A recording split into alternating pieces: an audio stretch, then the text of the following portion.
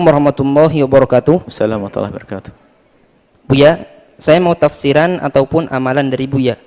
Jadi gini, saya suka menonton situs porno dan sampai-sampai ejakulasi. Terus terang saja, saya tahu dampak negatif maupun segalanya dari kelakuan ini, tapi saya tidak bisa lepas. Saya selalu berusaha untuk tidak melakukan hal itu, tapi saya selalu kecanduan. Tiap saya lihat akhwat, saya selalu terangsang dan ingin menonton lagi. Jujur, saya sudah capek, saya sudah resah, tapi saya juga tidak bisa berhenti. Saya sudah bilang tidak akan lakuin itu, tapi setiap saya terbisik, gimana pun caranya juga supaya keinginan itu tuntas. Saya sudah tidak berdaya sekarang Buya, jadi saya ingin sekali punya bimbingan supaya saya bisa benar-benar jauh dengan hal tersebut. Saya sudah melakukan sholat untuk menjauhi hal tersebut, namun sholat saya setelah berjalan 2 minggu selalu macet. Terus saya bingung dengan keadaan saya ini Buya. Saya yakin dengan hal tersebut saya semakin banyak dosa Buya. Seandainya antara dosa dengan pahala, jika dikarungkan, dosa saya sudah mau penuhi karung tersebut. Sedangkan pahala saya mungkin 1 ons juga tidak ada. Sebab saya kerjakan sholat pun saya tidak tahu diterima apa tidak. Sebab saya selalu memikir jelek saat sholat. Mohon bantuan dan arahannya dari Buya. Saya sudah pernah buka situs ataupun video Buya tentang ini semua, tapi saya rasa itu tidak mempan Buya. Yang pertama, wahai saudaraku yang bertanya, Anda punya kelebihan. Anda punya kelebihan, yaitu Anda insaf. Anda menyadari kalau itu adalah tidak baik.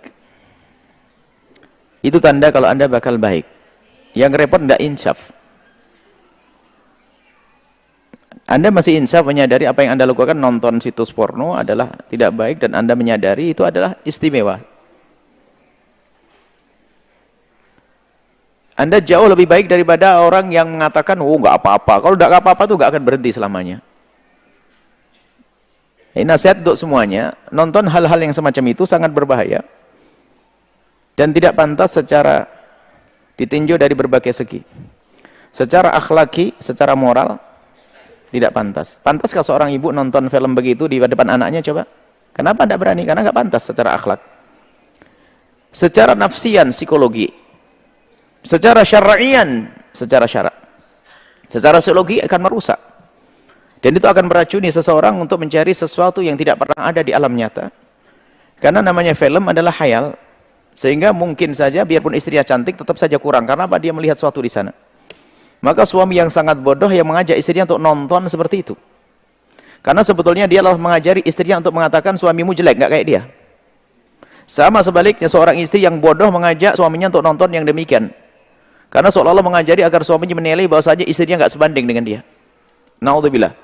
Belum lagi nanti akhirnya di dalam urusan hubungan suami istri dia mencari sesuatu yang ada di khayalnya. Tidak pernah ada di alam nyata.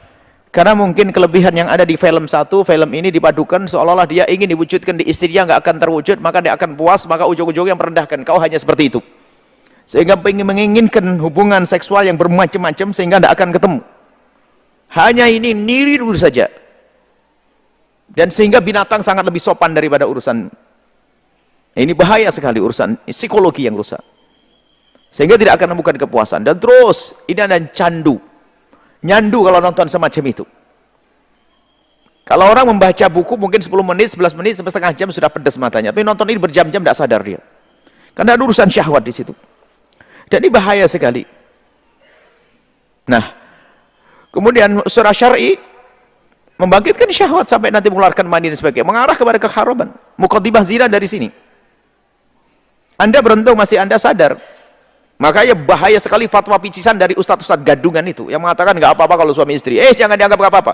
Merusak suami istri. Sehingga ada seorang suami bangkit syahwat bukan karena istrinya, naudzubillah. Ini bahaya sekali.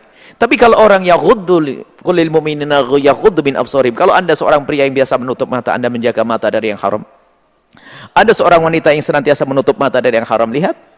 Dengan yang halal akan terus semangat. Tapi karena mata ini biasa dengan yang haram, maka ada yang halal menjadi tidak semangat. Lihat, ini problemnya sampai di rumah tangga. Kalau semakin Anda menjaga, akan semakin indah di rumah tangga. Semakin menjaga. Tapi kalau diumbar syahwat dengan yang haram, dengan yang halal pun sudah tidak nyaman lagi. Sehingga ada seorang laki-laki menemui istrinya hanya karena sebagai seorang istri, bukan untuk hubungan seks dengan di luar, naudzubillah, kehinaan. Dan sebaliknya seorang wanita pun juga demikian, karena tidak menemukan kepuasan dengan suaminya. Baik, bagi Anda yang bertanya, ada solusinya. Anda harus punya yang halal. Karena di saat Anda harus berpuasa misalnya, harus melakukan sholat dan sebagainya. Karena bisikan setan untuk membangkitkan syahwat, pengalaman-pengalaman Anda yang panjang dalam kehinaan ini, kadang tumbuh. Anda teringat-teringat terus, lalu bangkit lagi syahwat. Anda ikuti pikiran-pikiran Anda, bangkitlah syahwat. Sementara Anda belum punya pelampiasan yang halal, maka satu-satunya jalan kelihatan Anda adalah orang yang sudah wajib menikah. Karena Anda bisa menahan syahwat. Na'udzubillah, sehingga ada orang sebagian merasa lebih praktis dengan istilah na'udzubillah, menyenangkan dirinya sendiri, onani dan sebagainya. Sementara ada jalan namanya halal pernikahan. Anda menikah. Kemudian masalah urusan ibadah, Anda jangan takut tidak diterima urusan ibadah. Artinya lakukan saja, nanti sambil minta semoga Allah menerima. Sebab semakin banyak Anda melakukan ibadah, juga semakin menyejukkan hati Anda. Dan kemudian jauhilah kemaksiatan, jauhilah syahwat. Anda melakukan sholat, baca Al-Quran sebanyak mungkin, maka hati Anda akan sejuk. Pendidikan dari Nabi SAW adalah agar Anda banyak puasa. Banyak puasa. Untuk menghindar syahwat. Ada orang berkata, saya sering puasa tapi syahwat kok masih sering datang. Ada permasalahannya begini. Syahwat itu jika datang, maka diusir sangat mudah. Anda melakukan wudhu, Anda alihkan sudah hilang.